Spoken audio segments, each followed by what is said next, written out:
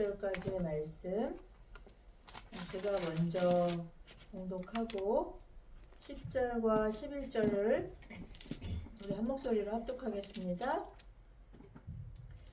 예수 그리스도의 종이며 사도인 시몬 베드로는 우리 하나님과 구주 예수 그리스도의 의를 힘입어 동일하게 보배로운 믿음을 우리와 함께 받은 자들에게 편지하노니 하나님과 우리 주 예수를 알므로 은혜와 평강이 너희에게 더욱 많을지어다. 그의 신기한 능력으로 생명과 경건에 속한 모든 것을 우리에게 주셨으니 이는 자기의 영광과 덕으로서 우리를 부르신 이를 알므로 말미암음이라. 이로써 그 보배롭고 지극히 큰 약속을 우리에게 주사 이 약속으로 말미암아 너희가 정욕 때문에 세상에서 썩어질 것을 피하여 신성한 성품에 참여하는 자가 되게 하려 하셨느니라. 그러므로 너희가 더욱 힘써 너희 믿음의 덕을, 덕의 지식을, 지식의 절제를, 절제의 인내를, 인내의 경건을, 경건의 형제 우애를, 형제 우애의 사랑을 더하라. 이런 것이 너희에게 있어 흡족한즉 너희로 우리 주 예수 그리스도를 알기에 게으르지 않고 열매 없는 자가 되지 않게 하려니와 이런 것이 없는 자는 맹인이라 멀리 보지 못하고 그의 옛죄가 깨끗하게 된 것을 잊었느니라. 다 함께 그러므로 형제들아 더욱 힘써 너희 부르심과 택하심을 굳게 하라. 너희가 이것을 행한즉 언제든지 실족하지 아니하리라. 이같이 하면 우리 주 곧 구주 예수 그리스도의 영원한 나라에 들어감을 넉넉히 너희에게 주시리라. 아멘. 그러므로 형제들아 더욱 힘써 너희 부르심과 택하심을 굳게 하라. 너희가 이것을 행한즉 언제든지 실족하지 아니하리라. 이같이 하면 우리 주 곧 구주 예수 그리스도의 영원한 나라에 들어감을 넉넉히 너희에게 주시리라. 아멘. 오늘 베드로후서 1장 1절에서 11절까지의 말씀, 부르심을 받은 교회의 견인이라는 말씀의 제목을 가지고 함께 은혜를 나누고자 합니다. 여러분 튤립꽃 좋아하시나요? 이제 봄이 되면은 이런 튤립 축제도 그렇게 많이 여기저기서 이렇게 행해지는데 저는 일부러 이렇게 튤립꽃을 보러 다닌 적은 없어요. 17세기 네덜란드에서는요, 이 튤립이 투기의 대상이었다고 합니다. 지금 우리 그 비트코인 정도 되는 그런 어떤 투기성을 갖고 있었던 것 같아요. 당시 튤립으로 일확천금을 꿈꾸던 사람들이 이 파산을 하고 거지가 되었던 그 자본주의 최초의 버블 경제 현상을 튤립 파동이라고 그렇게 하더라고요. 이국적인 그 화려함과 희소성 때문에 한때 부유층에서 선풍적인 인기를 끌었던 튤립의 꽃말은 사랑의 고백, 매혹, 영원한 애정, 경솔함이라고 해요. 오늘 설교 제목을 통해 제가 진짜로 말씀드리고 싶은 튤립은 바로 이 튤립이 아니라 튤립이 아니라는 거 여러분 눈치채신 분들 계실 텐데요. 제가 진짜 소개하고 싶었던 튤립은 바로 칼빈주의 5대 교리라고 알려진 그 튤립입니다. 인간의 전적 타락, 하나님의 주권적이고 무조건적인 은혜, 예수 그리스도의 제한 속죄, 성령님의 불가항력적인 은혜, 구원받은 성도의 견인을 영어 알파벳 첫 글자로 조합한 단어가 바로 이 튤립이에요. 공교롭게도 이 꽃말의 의미를 생각해 보면 하나님의 그 구원의 아름다움과 그 언약, 인간의 또 한탕주의를 꿈꾸는 경솔함이 이 튤립이라는 꽃말의 의미 안에서 이렇게 발견되는 것 같은 그런 기시감을 갖게 되네요. 루터와 더불어 종교개혁에서 가장 큰 영향력을 끼친 신학자이자 목회자였던 칼빈은 성경의 진리를 교리적으로 잘 정리한 기독교 강요의 저자이기도 합니다. 칼빈이 직접 이 튤립이란 단어를 만든 건 아니에요. 이 칼빈의 개혁주의 전통을 계승한 개혁파 교회와 그 후예들이 인간의 자유의지와 또 인간의 공로가 구원에 결정적인 영향을 미친다는 그 왜곡된 진리를 주장하는 알미니우스주의자들에게 반박하기 위해서 이 5대 교리로 정리한 것이 바로 튤립의 탄생 배경입니다. 타락한 인간 스스로의 능력으로는 하나님을 알 수 없기 때문에 하나님께로 돌아가는 구원이 이 불가능하다는 의미의 전적 타락, 인간편에서 어떠한 능력이나 공로도 주장할 수 없다는 의미인 이 하나님의 주권적인 선택,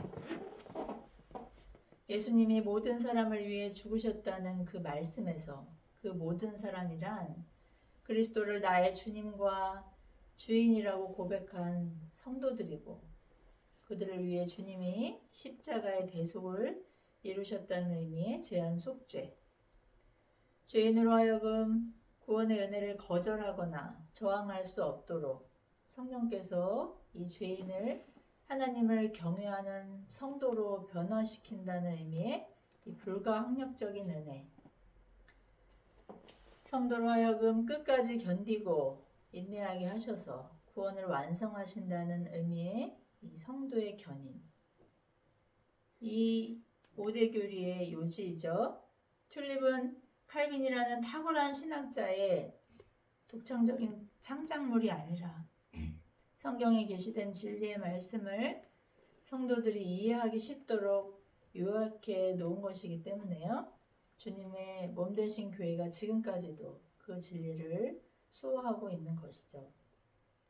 오늘 믿음의 선배들이 이 목숨을 걸고 수호한 이 진리를 선포하고 있는 본문의 말씀을 통해 주권적인 하나님의 택하심으로 부름받은 우리를 교회로 모이게 하셔서 말씀을 통해 그리스도의 성품을 공유하는 그 전인적인 지식에서 자라게 하시는 은혜의 감격을 더욱 새롭게 회복할 수 있는 저와 여러분 되기를 예수 그리스도의 이름으로 축복합니다. 오늘 본문에서 이 자신의 순교가 임박했음을 감지한 예수님의 제자 베드로는 남겨진 교회를 향해 유언과도 같은 고별사를 기록하고 있어요. 사도가 편지 전체에서 강조한 이 신의 성품에 참여케 하는 이 그리스도를 알미란 구원받은 성도와 교회가 하나님의 선하심과 그 아름다우심을 나의 삶을 통해 드러내고 증거하는 그 사명에 충성케 하는 유일한 능력이라는 것을 발견하게 됩니다. 구원은 우리의 노력이나 공로로 받은 것이 아니죠. 그럼에도 그 구원을 주권적으로 이루신 하나님의 은혜의 감격이 우리의 삶 속에서 덕과 지식과 또 절제와 인내와 경건과 형제 우애라는 사실은 이 사랑의 여러 모양으로 결실하는 것이 우리가 구원받은 성도임을 증명하는 것이기 때문에 교회가 이 증인의 사명을 잘 감당하고 있는지 점검하고 우리의 매일과 삶에서 그리스도의 거룩한 아름다움을 드러낼 수 있는 저와 여러분 되기를 예수 그리스도의 이름으로 축복합니다. 오늘 본문에서 사도는 이 서신의 저자가 베드로 자신임을 고백하고 있어요. 베드로후서는 정경이 완성될 때 맨 마지막으로 통합되었는데 그 이유는 베드로전서와 확연히 구별되는 문체로 인해서 이거는 베드로 사도의 저작이 아닐 것이라는 그 의혹을 받았기 때문이에요. 그러나 그는 이 서신에서 자신이 직접 목격한 예수님의 이적들, 변화산에서의 영광과 위엄을 강력히 변호하면서 자신이 이 편지의 저자임을 밝히고 있습니다. 그는 이제 임박한 순교를 예견하고 그의 영적인 자녀와 같은 소아시아에 흩어져 있는 교회들이 회람하게 하려는 목적으로 이 편지를 기록하고 있죠. 그는 성도들이 이 몰아치는 핍박과 또 거짓 선지자들의 그릇된 교리에 넘어지지 않고 믿음 위에 견고하게 서 있을 수 있는 능력에 대해 권면하고 있습니다. 그 능력이란 바로 우리가 아직 죄인 되었을 때 예수 그리스도의 죽으심을 통해 십자가의 사랑을 확증하셔서 지금 교회로 모이게 하신 하나님의 그 저항할 수 없는 은혜, 그 은혜가 바로 우리를 성도되게 하는 능력이라고 그렇게 선언하고 있습니다. 교회가 비록 보잘것없는 처지와 비참한 상황에 처해 있을지라도 교회를 붙들고 계시고 또 견디고 인내하게 하시는 분은 하나님이심을 기억하라고 그렇게 격려하고 있는 것이죠. 여러분은 지금 여러분이 그리스도의 대속의 공로로 죄인의 신분에서 하나님의 자녀라는 그 엄청난 신분 상승의 그 수혜자라는 그 사실에 감격을 누리고 계신가요? 하나님을 영과 진리로 예배한다는 것은 바로 이 놀라운 그 은혜의 감격 안에서만 가능하다는 것을 생각할 때 우리는 예배의 자리 또 기도의 자리 말씀이 선포되는 그 현장에서 매 순간 늘 신선하고 놀라운 감격을 누려야 마땅하다는 것을 깨닫게 돼요. 그러나 이런 감격과 생명력을 잃어버렸다면 어디서 떨어뜨렸는지 점검하고 회복을 갈망하는 시간 되기를 바랍니다. 사도는 오늘 본문 1, 2절에서요. 하나님의 주권적인 은혜의 선물인 그 보배로운 믿음을 편지를 읽고 있는 성도들이 그 위대한 사도라고 의지하는 자신뿐만 아니라 두려움과 고통 중에 하나님의 신실하심을 의심하는 너희도 그 믿음을 동일하게 받았다고 상기시키고 있어요. 믿음을 보배롭다고 인정하는 것, 그저 복받는 수단이나 또 마음의 어떤 평정심을 유지하기 위한 수단이나 나의 편리와 유익을 위한 그냥 다른 것들과 대체 가능한 수단이라고 생각하는 것이 아니라 보물처럼 가장 소중한 선물처럼 여긴다는 것, 그것이 성도와 교회의 그리스도를 아는 인식임을 깨닫게 됩니다. 오래전 설교에서 예화로 들은 얘긴데요. 어떤 사람이 결혼 예물인 그 다이아몬드 반지를 실수로 쓰레기에 함께 버렸다고 해요. 쓰레기 수거차와 또 관련 단체의 도움을 받아서요, 이 매립지를 샅샅이 뒤져가지고 힘들게 잃어버린 예물을 찾았다는 그런 내용이었어요. 여러분, 보물이란 최소한 이런 가치를 의미하는 것이죠. 없어도 그만, 있어도 가끔 유익하게 여겨지는 것, 우리는 그런 걸 보물이라고 하지 않아요. 세상의 가치와는 비교할 수 없는 보배로운 믿음을 소유한 성도는요, 하나님과 아들 예수 그리스도를 인격적으로 만나고 교제함을 통해 하나님의 또 그리스도의 성품에 참여한 사람들이라고 오늘 상기시키고 있는 것이죠. 여러분, 오늘 신의 성품에 참여한다 할 때 이 참여한다의 의미는요, 공유한다, 동역한다, 함께한다 이런 의미를 갖고 있어요. 하나님과 함께한다는 것은 현재적이고 지속적인 은혜와 평강의 원인이에요. 세상이 아닌 하나님이 주시고자 하는 희락임을 발견하게 되죠. 뇌과학에서는 오랫동안 이 도파민이라는 신경 전달 물질을 연구했어요. 도파민 외에 호르몬인 옥시토신, 페닐에틸아민도 행복감을 주는 그 호르몬이라고 이렇게 밝혀졌는데요. 이것들을 인위적으로 만든 것이 이 모조품이 바로 마약의 주성분인 암페타민이나 또 기타 환각제, 알코올 이런 중독 물질이죠. 요즘 전 세계적으로 그 위험성과 또 부작용이 대두되고 있는 펜타닐 같은 이 합성 마약은요, 모두 인간에게 쾌락이나 행복감을 인위적으로 느끼게 하는 모조품이에요. 사람의 뇌에서 자연스럽게 생성되는 호르몬과는 다르게 이런 합성 물질은 후유증이 심각하고 점점 더 많은 양을 복용해야 동일한 쾌감을 얻게 된다고 합니다. 결국 중독자의 삶을 파괴하고 그들과 관계 맺고 있는 가족이나 또 이웃의 삶에도 치명적인 악영향을 미치고 결국 생명까지 잃게 되는 것이죠. 그러나 그리스도를 주님으로 고백한 성도에게 바로 이런 인위적이고 외부적인 자극에 의한 중독적이고 파괴적인 쾌락이 아닌 지속적이고 현재적인 은혜와 평안 가운데 희락을 누리게 된다는 것. 사도는 늘 선언하고 있는 것이죠. 사도는 그 영원한 희락이 일시적인 것이 아니라고 말씀해요. 신의 성품을 공유한 자에게 주시는 특권임을 말씀합니다.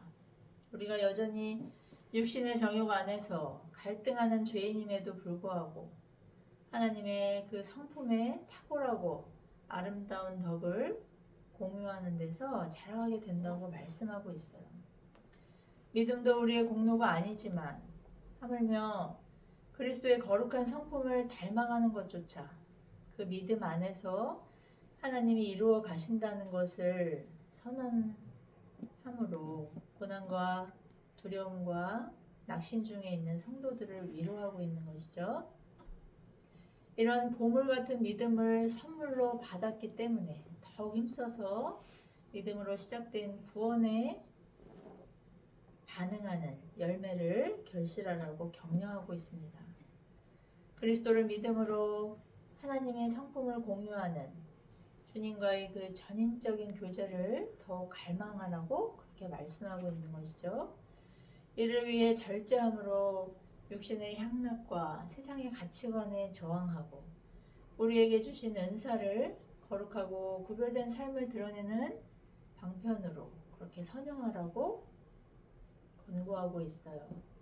공동체를 자원함으로 섬기고 또 연약한 지체를 붙들어주고 많이 가진 사람이 또 가난한 사람의 어려움을 그 짐을 지면서 궁극적으로 택하신 자녀들을 위해 친히 십자가에 달려 죽기까지 죄인들을 사랑하신 그리스도의 그 헤아릴 수 없는 사랑을 삶으로 증거하라고 그렇게 격려하고 있습니다. 사도는 이것이 하나님의 성품에 참여한 성도의 위로와 소망이자 열매임을 권면하면서 이런 열매에 무관심하거나 냉담한 것을 게으름이라고 책망하고 있죠. 구원받지 못한 사람이라는 것을 드러내는 것이라고 그렇게 경고하고 있는 거예요. 하나님을 아는 지식과 열매에서의 그 게으름의 원인이 무엇일까요? 이단과 사이비, 거짓 선생들의 미혹에 걸려 넘어져서 교회를 떠나는 이유가 무엇일까요? 지금도 교회에 안 나가의 그 의미인 가나안 성도가 지속적으로 증가하는 이유가 무엇일까요?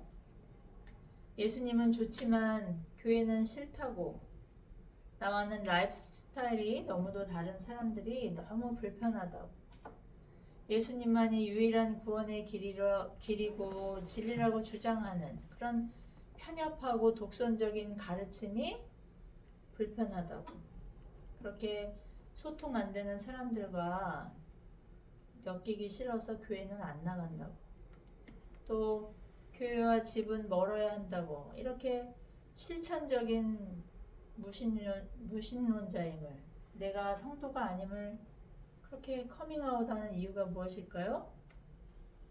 저는 게으름이라는 단어를 생각할 때마다 제가 부교역자로 섬기던 교회에서 그 교역자 회의 시간에 담임 목사님이 교훈하신 내용이 아직도 생생하게 떠오르곤 해요. 충성된 일꾼은 창의적이다. 사실 그때까지 저는요, 제가 창의성이 결여된 사람이란 그 인식에 그리 큰 불편함을 느끼지 않았어요.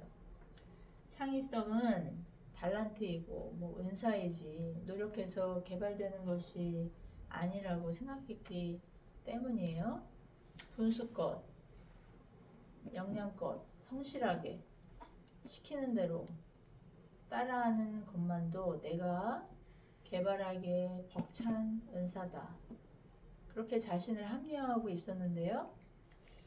그 목사님의 교훈은 너무나 충격적인 그런 책망으로 들렸습니다. 충성된 일꾼은 창의적이라는 말이 무슨 뜻일까요? 일꾼이 주인을 존중하든지 사랑하니까 충성하는 거 아니겠어요? 존경하지도 또 사랑하지도 않는데 어떻게 내 의지와 고집을 버리고 명령에 복종할 수 있을까요? 그렇기 때문에 사랑하고 존경하면 창의적이 될 수밖에 없다는 의견에 여러분도 동의하시나요? 우리가 신박하다고 생각하는 이 발명품들의 비하인드 스토리를 들어보면요, 대부분 남편이 아내를, 또 아내가 남편을, 또 가족에게 어떤 편리함을 주기 위해서, 유익을 주기 위해서 그렇게 발명된 아이디어템이 대부분이라는 거 여러분 알고 계세요? 사랑하면 무엇이 부족한지, 무엇을 채워줄지 고민하게 되고 연구하게 되고 또 결과적으로 사랑하는 대상에게 유익을 주게 된다는 것이죠. 이처럼 충성은 내가 사랑하고 존중하는 대상에게 유익이 되는 그런 선물 같은 열매를 반드시 맺게 된다는 것. 그것이 바로 이런 창의성이 개발되는 이유인 것 같아요. 꼭 무슨 신박한 것이 아니더라도 사랑하는 사람에게 감동을 주고자 하는 그런 적극성, 그런 열정이 바로 창의성의 원천이라고 저는 생각해요. 그런데 이런 충성에 대조되는 것이 바로 게으름입니다. 자발적으로 아무것도 하고 싶지 않고 주고 싶지 않고 따르고 싶지 않은 냉담한 마음과 무신경한 행동만큼 여러분 내가 너를 사랑하지 않는다 이렇게 극명하게 보여주는 증거가 있을까요? 그렇게 사도는 구원받은 성도의 그 열매 안에서 그 견인 안에 이런 은혜의 감격에 반응하는 힘쓰고 애씀이 반드시 드러난다고 선언하고 있습니다. 무관심과 냉담함을 가장 극명하게 보여주는 것이 바로 이 게으름이라는 것을 경계하라고 말씀하고 있는 것이죠. 또 이렇게 게으름을 피우는 이유는 우리가 아직 죄인 되었을 때 여러분 죄인의 상태 어떤 상태예요? 하나님을 알지도 못하고 알 수도 없고 알고 싶지도 않았던 상태 아닌가요? 적극적으로 대항하며 거부하거나 아니면 무관심과 냉담함으로 복음을 외면하던 때 아닌가요? 그런 죄인이었을 때 그리스도의 십자가 대속을 통해 구원받았다는 그 엄청난 은혜의 수혜자임을 바로 잊었을 때라고 사도는 그렇게 말씀하고 있어요.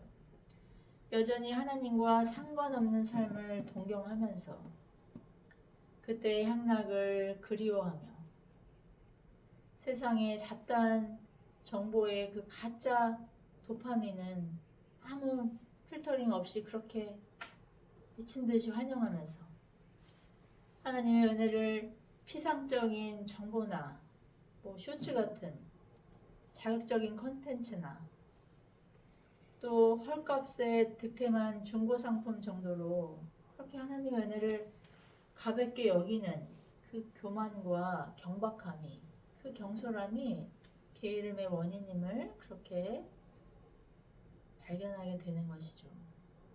결과적으로 이런 게으름은 거룩하시고 신실하시고 선하신 하나님을 아는 그 지식과 또 성품에 참여하고자 하는 열망이 없음을 반증하는 거예요.